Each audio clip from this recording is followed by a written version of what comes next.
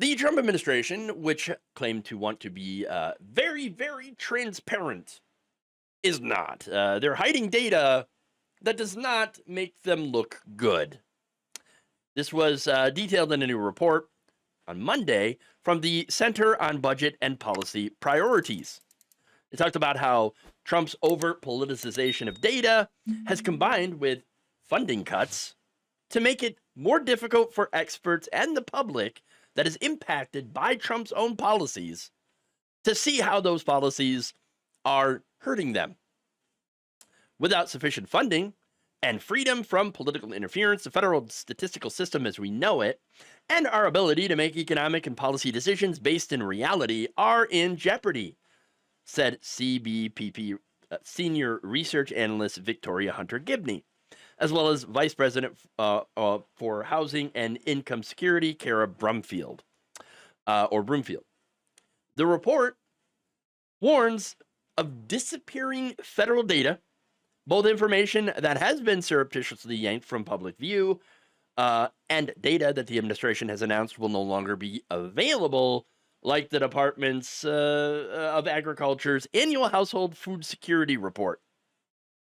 Now, that report, was pulled. And the agency claims that it was pulled because it was redundant, it was costly, it was politicized and extraneous. And that it failed to present anything more than subjective liberal fodder. Remember, this is talking about how many hungry people are in this country. How many people are food insecure, And this is at a time where this administration, thanks to the big, beautiful bill, cut billions of dollars from the food stamp program, the SNAP program, which feeds these hungry families. And by the way, they also feed military families. I don't know if a lot of people knew that. Apparently they don't. Or actually they do, and they just don't want to see, they don't want people to see that data. Because that's liberal propaganda. There are no hungry people in this country. This entire thing, what they're doing with the data, actually does make me think of, ironically, a scene on Babylon 5. So, I mean, again, this is a show, it's a sci-fi show. I don't know if you've watched it, but I definitely would recommend it. It's a fantastic show. But basically, Earth was taken over by a fascist government, because the vice president had the president murdered with help from aliens, because it is sci-fi after all. Now, there's a scene where a woman was sent to the station, Babylon 5, as the station's new political officer. Her job was to do political correctness for the new administration. And so she was having dinner with the captain of the station. And during that dinner, they talked a little bit of politics.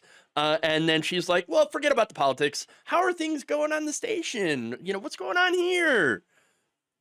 He responded, the captain did, okay, yeah, everything's fine. It's status quo. We've had some problems with lurkers. And then she asked, well, okay, what lurkers? What are the lurkers? And he responds, well, that's basically what we call homeless people on the station.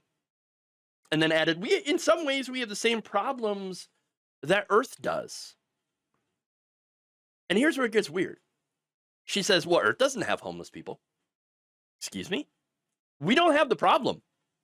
Sure, there are a few displaced people here and there, but they've chosen to be homeless. They're lazy or criminal or mentally unstable. They can't get a job. Earth has promised a job for anyone who wants one. Can you think of ICE here? Because they got hiring bonuses for ICE. They're looking for people to work for ICE. There's that comparison. She says if someone doesn't have a job, it's because they don't want one. Poverty? The same. Crime? There's some, but it's all caused by the mentally unstable. Prejudice? No, we're just one big happy planet. He then asks, well, when exactly did all of this happen? And here's her response. She said, when we rewrote the dictionary. She says, before you can deal with a problem, sometimes you have to redefine it.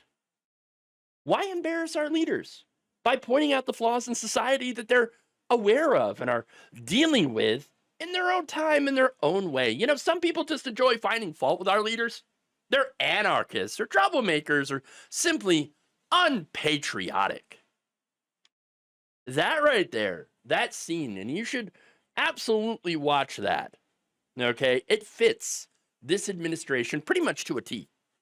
Okay, yes, they're getting rid of information. They are getting rid of our access to data because that data embarrasses Trump. That's why Trump fired, okay, the leader of the Bureau of Labor Statistics, because there was a jobs report that came out that made him look bad. They're redefining terms in order to be more politically correct. That's Project 2025. That's what they're doing here. And it's incredibly obvious what they're doing and for what reason they are doing it.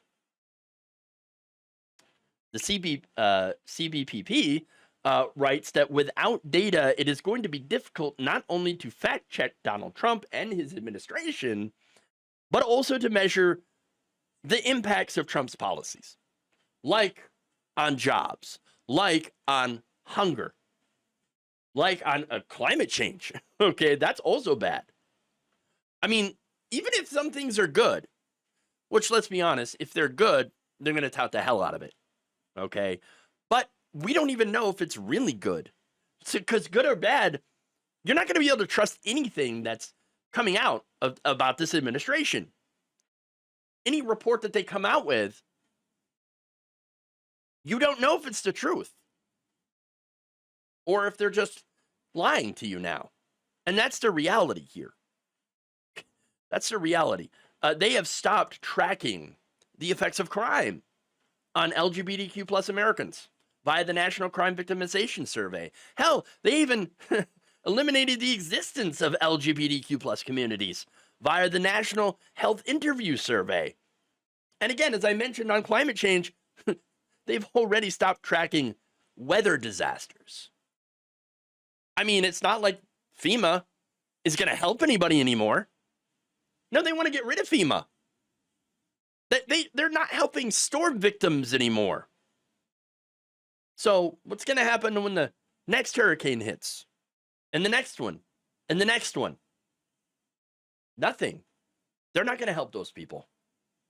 I can guarantee it. Okay. Not only that, but they're also deciding not to track maternal mortality rates. I mean, for an administration that really wants to push for more and more babies, specifically more white babies, let's be honest, right?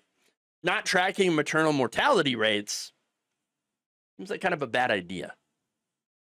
But I guess a good idea if you're just trying to pressure people into having them without letting them know about the risks. In a multitude of ways, the report said, the administration is suppressing data that would reveal the harmful effects of the Republican mega bills, deep cuts, and leaving families' struggles harder to track. Yeah, and that is the point. That is the point. And Republicans are even looking at stopping doing the census. The Republican-led House Appropriations Committee wants to officially designate the decennial census as just voluntary. Why? I mean, look, it's not mandatory. Sure, it's never been to fill out the census. But if they get lower response rates in certain places, like, for example, blue states, then that means that those states do not get as much representation in Congress. They don't get as many seats. That's the House of Representatives. And so that's not good.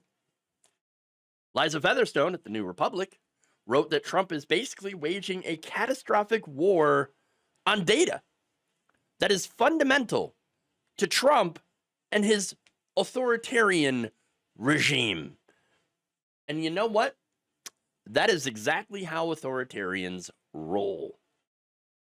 They want people to be uneducated and unaware of what is actually going on. Well, Trump admitted it himself when he said, "I don't do well with smart people." Well, this would be why.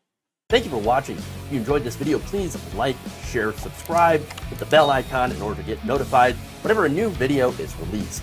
And if you want to support independent, progressive media through this difficult time where it seems like everybody is shutting down, you can become a member on our YouTube page, you can become a subscriber on Facebook, or you can go to my Patreon.